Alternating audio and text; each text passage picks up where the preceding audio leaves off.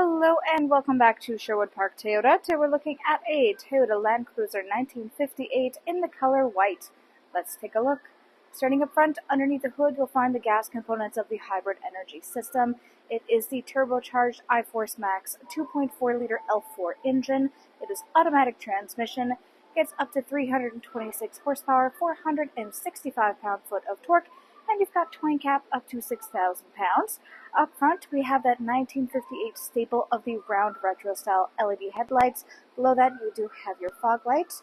And then across the front end, you'll find these little round nodules on your front dash, or your front grille space. That is your front parking sensors. Onto the side, you've got the black 18-inch alloy wheels, factory running boards. Side mirrors come with integrated turn signals and blind spot monitoring. And if you look at either one of your front handles, you'll find this little dimple. We'll talk about that more on the driver's side. Heading back, all of your rear windows come with factory tinting. In the back here, just like up front, you've got backup parking sensors that go the whole way across.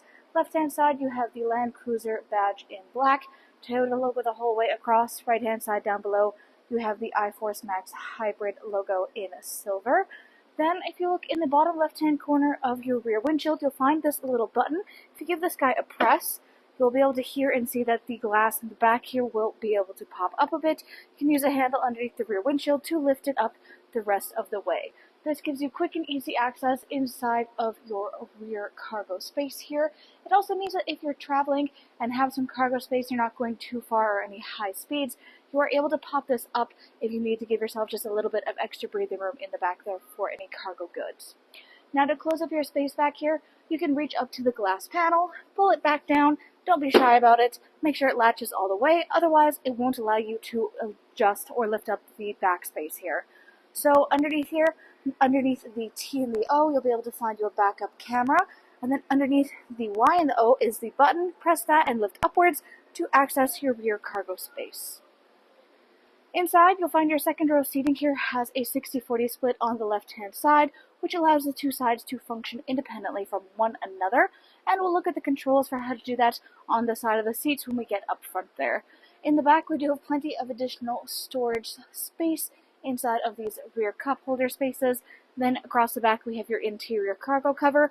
This guy extends outwards, locks into place on these little hooks on either side, and help to keep private any goods you keep stored beneath it, so that nobody can look in through your rear windows and see what goods you have. We have a couple of the accessories back here right now, including both the carpeted and rubber Land Cruiser mats. Of course, they're still in their factory packaging. Across the back here, you can see that there is something rolled up, and it goes the whole way across the back pad space, or the back of the space pack here. This is the carpeted cargo space pad. As you can see, it also comes with a rubber cargo space pad, and it is Land Cruiser branded across there. Both of these are. These guys serve much the same purpose. It helps protect your vehicle from damage from your cargo. It protects it by giving it this nice extra layer. This is very durable rubber, and it's very durable carpet as well. Secondly, it helps to keep your space clean. It is much easier to simply pick this up and take it out of your back space so that you can shake or rinse any dirt or debris off of it, rather than things sticking to that carpeted interior that likes to cling to every little bit of dirt or grime. Now, on the right-hand side, there is a 12-volt adapter in the back here. And if you are looking on the left, you'll be able to see that there is some interior light stemming down here. We also have two false wall panels here. The one up top is where you're able to access your toolkit for your spare, which is mounted underneath of the vehicle. Underneath this is your access to your battery space. If you should need access to it, you can simply go underneath of this mat. As you can see, there's a bunch of false floor panels. They all lift up in order to give you access to additional storage space that goes underneath of here. But you can remove these in order to access that false wall panel and the battery itself. We do have videos covering this more in depth if you're wanting to learn more about it. To close up your space back here, just reach up to the handles on either side, pull them down, back into its starting position. Next, let's take a look at the inside. Inside here, your interior upholstery is the black and gray cloth. It has a black stitching, and you can see the texturing on the seats themselves. In between the two sides, you have access to a folding down armrest/cup holder. You can easily tuck this up and away if you want to increase your seating capacity. Then, on the back of the front passenger and front driver's seats, you've got pouch storage. Back of the console, you've got the Land Cruiser badge up top on the black gloss trim, and then you've got different charger ports available down below. As stated, all new units come with both carpeted and rubber sets of mats. Now, as we said in the back, you do have access to the adjustments for the seats here. You can see this little diagram showing you different ways you can apply this, but it simply utilizes this little handle that you can find on the side of the seat. It's very easy to do, even one-handed. You lift this up, and then you can fold your seat all the way upwards. Folding it all the way up this way allows you to have extra access to cargo space in behind here if you need something that pushes further up. You can also choose to just have it laid down in the classical folding way that most second row seats simply fold forward to fold themselves in half here. Now, inside of the door space, you've got your storage spaces there, and of course you've got your power window control. Back again to this little dimple. This guy indicates keyless entry, so if you have the key fob on your person, you can simply tap your hand on this little dimple or inside of the handle to lock and unlock your unit. Inside the driver's door, you've got power windows here for both front and back. You've got your window lock, power lock system, and side mirror controls. All the way up top here, this little panel allows you to adjust your side mirrors to fold in flat with the body of your unit.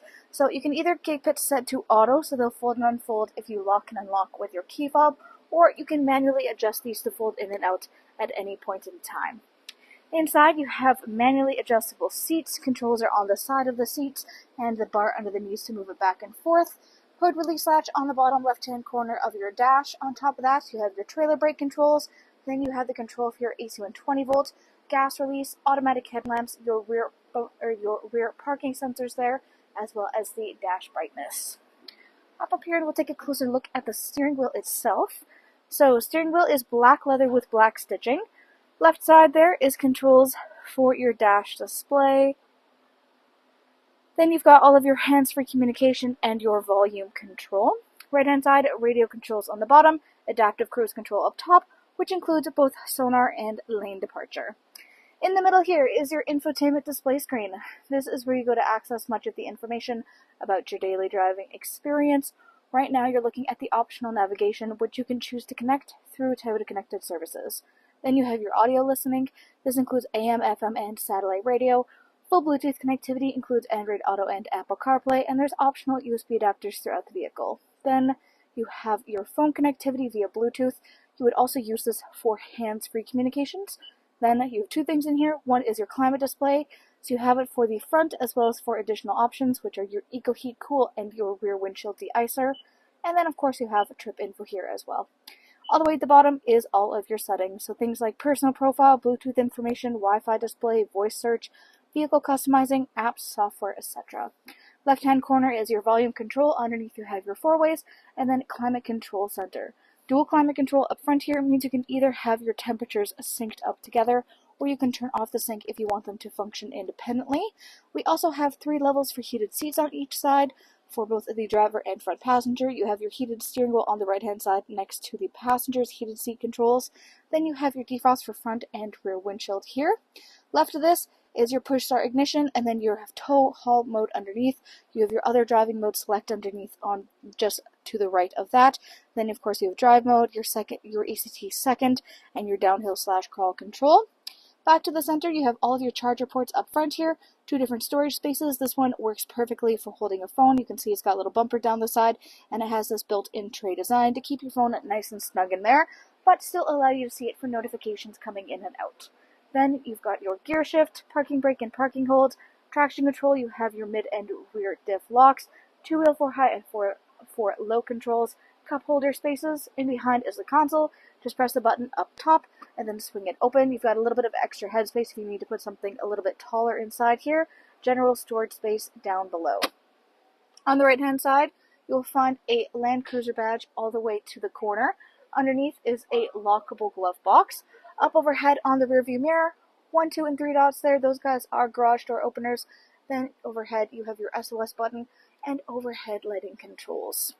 Thanks again, folks, for joining us on this full video tour for this Toyota Land Cruiser 1958 in the color white.